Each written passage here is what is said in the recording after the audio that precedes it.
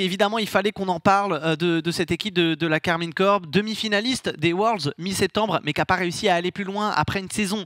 Ouah, c'est plus des dents de scie, c'est un roller coaster. Hein. Voilà, ils sont partis de meilleure équipe d'Europe à derrière rien du tout pendant le split 2 pour terminer demi-finaliste des Worlds. C'était quand même assez incroyable. Vous voyez les images du Flip and Spin l'année dernière où ils avaient joué avec Rise et Noli et ils étaient allés chercher justement la victoire sur le trio champion du monde entier de Vitality à ce moment-là, Zen, Alpha 54 et Radozin.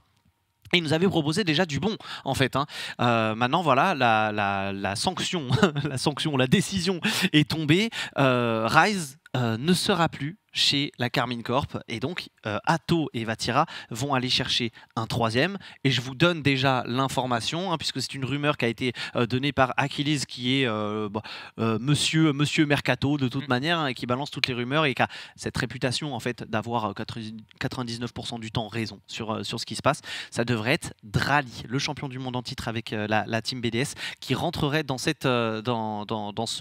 duo de la cassée.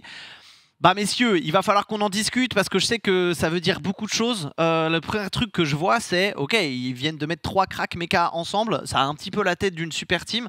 Imagine Action, est-ce que c'est une bonne idée? J'ai vu beaucoup de gens réagir justement à cette information, à se dire, ouais mais si on n'a personne pour faire la différence derrière, apporter de la stabilité, est-ce que ça va tenir dans le temps? Est-ce que tu peux éclairer? Ouais, en fait, on a cette équipe justement de Karmine Corp avec un hypothétique Drali. Alors, ouais, ça fait 3 joueurs effectivement jeunes, potentiellement une super team à la version 1. Mais la différence peut-être, c'est que Vatira va pouvoir retrouver un peu son rôle, on va dire, trouver un peu plus sa place. Le fait que Rise, en fait, dans son style de jeu, malheureusement, était un poil agressif. On a vu les démolitions sur le premier split. Ouais. Dans le deuxième, on n'a pas retrouvé ça. On a vu un peu plus un Rise qui allait chercher les duels, mais qui les perdait énormément, ce qui crée beaucoup d'infériorité numérique. Et quand on a un joueur aussi expérimenté que Drali, maître du 1v1, je pense que ça va rééquilibrer le tout. Ça peut être vraiment un excellent choix. Et donc, il faut voir comment se passent les tries, bien sûr, pour confirmer la recette. Ah, on s'entend, ça va purement et simplement dépendre aussi des essais. Et peut-être, qui sait, donc, qu'on aura l'occasion pour ce flip and spin de voir la première sur scène, ou en tout cas avec des matchs A en jeu de ce trio. C'est ce qu'on espère. Razorback, quand tu entends Atto, Vatira, Drali, ça t'évoque quoi en termes de performance par rapport à d'autres trios qu'on a pu avoir, que ce soit dans le passé ou ceux qu'on pourrait avoir cette année? En vrai, ça annonce du très très bon, ça annonce du très lourd en termes de résultats de la part de Karmine Corp. J'ai juste une petite frayeur, une petite appréhension, c'est... Ok, Drali a réussi à un petit peu gérer la pression avec cette première saison de BDS en tant que rookie.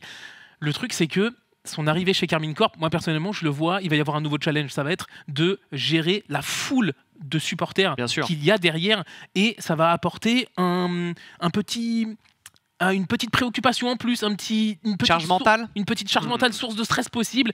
Est-ce qu'il va réussir à la gérer directement? Je mets un petit point d'interrogation là-dessus. Il nous a montré que chez BDS, il savait le faire.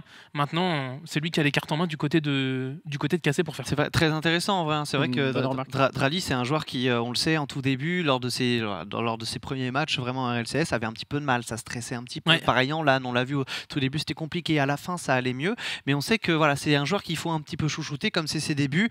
Et là, quand tu n'as jamais joué avec une foule de personnes qui ont des attentes envers toi en termes de résultats, et on sait que Rocket League, avec la Karmine Corp, il y a toujours ce petit truc de oui, ok, on est allé chercher un major, mais là il nous faut des Worlds, les gars. Les gars, c'est plus possible, il nous faut des Worlds. Ça va être la première fois que la Karmine Corp tient un champion du monde en titre dans leur effectif. Vous l'avez vu sur les images, Ferra, qui normalement pour l'instant devrait rester donc derrière la Karmine Corp. Imagine Action, pour toi, bonne décision. Comment est-ce que tu vois justement Ferra par rapport à ce trio-là? Je pense que Ferra, voilà, quand il est arrivé justement dans ce roster, et vous l'avez vu sur les images du Flip and Spin, c'était le projet de Vatira, c'était pas forcément le projet où on va demander l'aval de Ferra pour est-ce qu'on prend ce joueur-là. Et là, à mon avis, ça doit être discuté au sein des joueurs, justement, on va faire les bons choix. Et Ferra, à mon avis, il sait sur le terrain ce que ça donne justement en termes d'équilibre. Un joueur comme Drali, qu'est-ce qu'il va composer justement sur le terrain. Donc je pense que c'était important. Voilà. Ferra, à mon avis, il aura son mot à dire.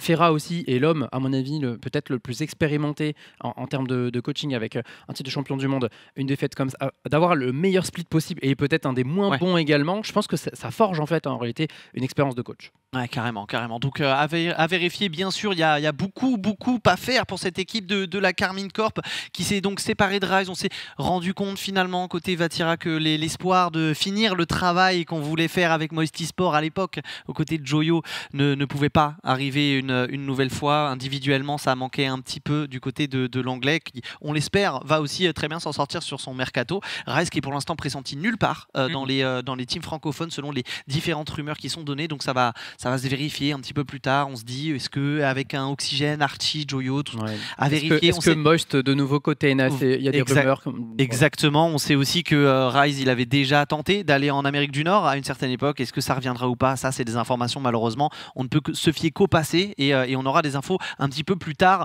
En attendant, ce sera très probablement à vérifier, bien sûr, parce que ça reste des rumeurs, mais Drali aux côtés d'Atto et Vatira. Et on l'espère que ça va nous envoyer du lourd.